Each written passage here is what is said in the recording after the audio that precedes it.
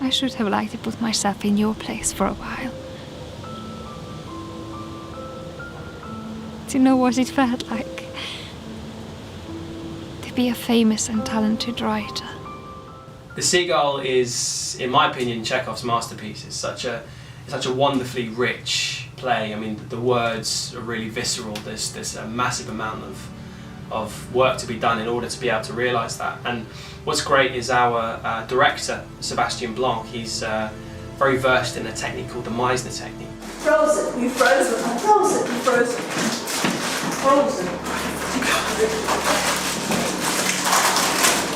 For me, it's just a fabulous way of connecting with your fellow actors, with creating genuine, honest, natural moments on stage, with engaging with the text and all the wonderful undercurrents that can exist within a text, and having everyone unified in one technique from a directing point of view as well makes it about 1,000 times easier because everyone's on the same wavelength. There should be nothing going on up in your brains. Nothing. It should be blank. Just responding at this point. Listen and answer, listen and answer. Out of your head, away from your gut.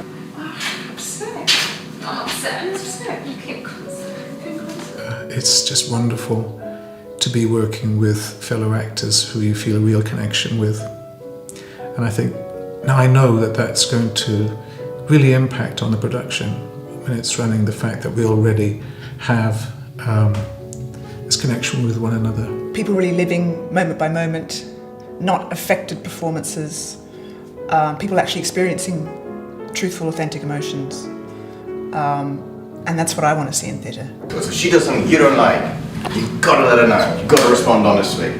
So there's so much going on. Every scene is packed with love, with hate, with jealousy, with seething rage, with unfulfilled wants and needs. And you've got a whole age range, and you've got so many different philosophies and so many different characters all contained. And very often they're all on stage together. Well, I think the themes are just as relevant now as they were then. I mean, you've got unrequited love, you've got disappointment, broken dreams, and disconnection. You've got this group of people that practically live in each other's pockets, and yet they're totally isolated.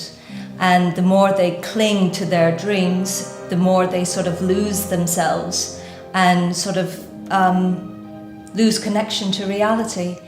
In one scene, Trigorin pretty much talks about everything, his life, from his fears to love to challenges. And I think Chekhov probably does that, if not better than anyone. He's certainly up there with the best.